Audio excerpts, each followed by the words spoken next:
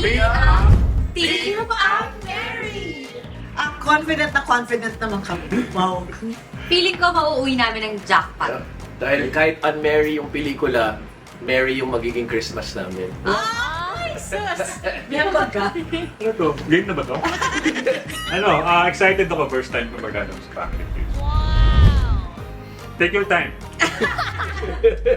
Ako ang mensahe ko, iyon na ang goal. Sama ng family feud. Kami naman ang tatambling ngayon.